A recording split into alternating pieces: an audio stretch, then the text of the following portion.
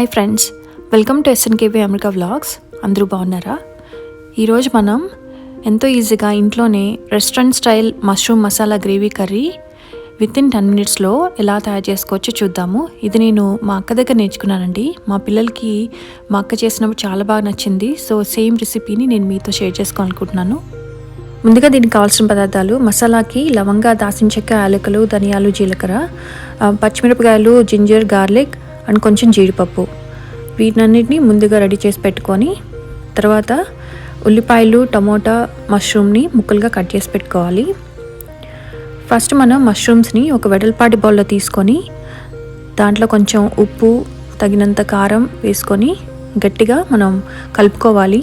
అప్పుడు ఏంటంటే ఉప్పు, కారం అనేది ముక్కలకి బాగా పడుతుంది. మనం అలా కలుపుకునేటప్పుడు వాటర్ అనేది వస్తుందండి. సో దాంట్లో మష్రూమ్స్కి బాగా కలుస్తాయి అన్నమాట ఉప్పు, కారం అనేది. సో దీనివల్ల టేస్ట్ అనేది మరింత పెరుగుతుంది మనకి కూరకి.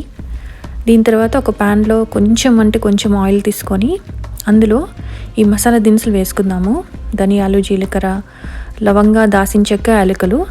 వీటిని జస్ట్ 1 minute మనం ఫ్రై చేసుకొని అది ఫ్రై అయ్యాక పచ్చిమిరపకాయలు, అల్లం, వెల్లుల్లి వేసుకొని ఒక 2 minutes అలాగ సాటే చేసుకుందాము.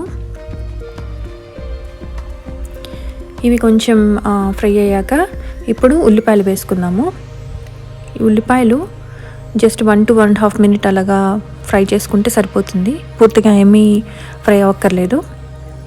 ఉల్లిపాయలు జస్ట్ గోల్డెన్ బ్రౌన్ కలర్ అంటే ట్రాన్స్పరెంట్గా కనిపించేంత వరకు మనం వేయించుకుంటే సరిపోతుందండి. ఈ గ్రేవీని తయారు చేసుకోవడం చాలా ఈజీ. మనం ఈ గ్రేవీని ఏ కర్రీలో అయినా బేస్గా వాడుకోవచ్చు. సో ఇప్పుడు ఉల్లిపాయలు అనేవి వేగిపోయాయి.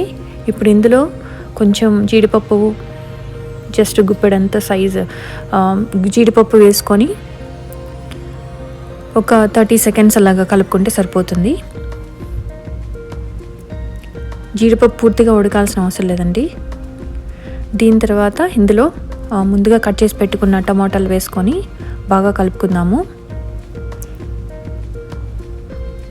ఇవి బాగా కలుపుకున్నాక మనం లిడ్ని పెట్టేసుకొని కొంచెంసేపు ఉడకనివ్వాలి. ఇది ఉడకనిచ్చేటప్పుడు మనం మీడియం ఫ్లేమ్లో పెట్టుకుంటే బాగుంటుంది.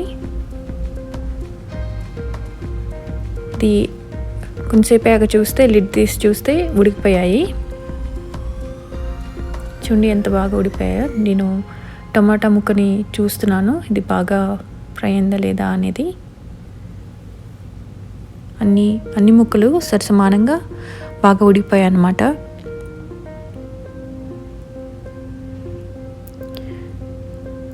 ఇప్పుడు లాస్ట్లో దీంట్లో కొంచెం కొత్తిమీర, పుదీనా, కరివేపాకు వేసుకొని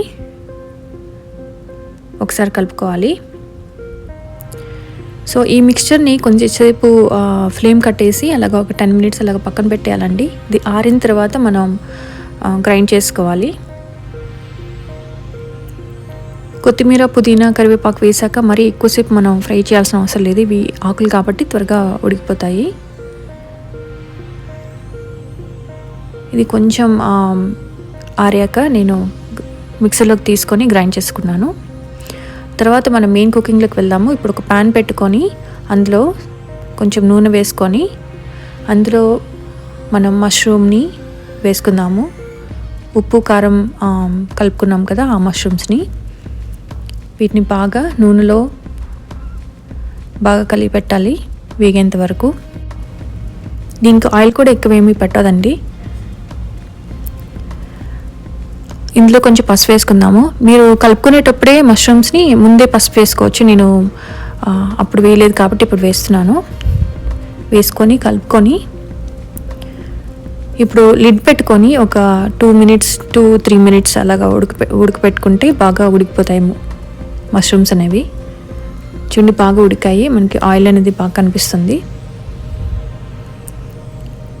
ఇప్పుడు ఇందులో మనం ముందుగా తయారు చేసి పెట్టుకున్న మసాలా మిక్స్ ఉంది కదా, దాన్ని గ్రైండర్లోంచి తీసి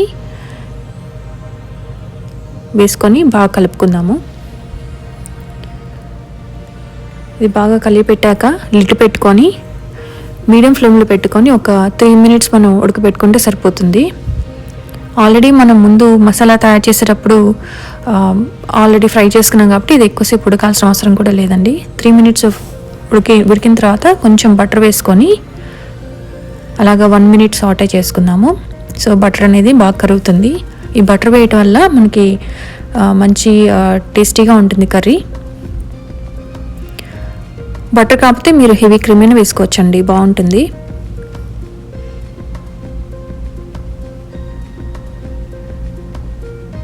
ఇప్పుడు సాల్ట్ టేస్ట్ చూసుకొని తగినంత సాల్ట్ వేసుకోండి. సరిపోకపోతే నేను కొంచెం వేసుకున్నాను, ఇంకొంచెం పడుతుంది దీనికి. సో ఇప్పుడు మనకి కూర అనేది రెడీ అయిపోయిందండి. ఇప్పుడు దీన్ని సర్వింగ్ బౌల్లో తీసుకొని సర్వ్ చేసుకోవడమే. సర్వింగ్ బౌల్లోకి తీసుకున్న తర్వాత పైన కావాలంటే పోపు వేసుకోవచ్చండి. పిల్లలు బాగా ఇష్టపడతారు పోపు వేసుకుంటే. ఈ టేస్టీ కర్రీని ఏ కాంబినేషన్తో అయినా తినొచ్చండి, రైస్తో కానీ చపాతీతో కానీ. మీకు కూడా ఈ రెసిపీ నచ్చింది అనుకుంటున్నాను. Thank you for watching. మీకు కనుక ఈ వీడియో నచ్చినట్లయితే please don't forget to like, share, comment and subscribe. Bye.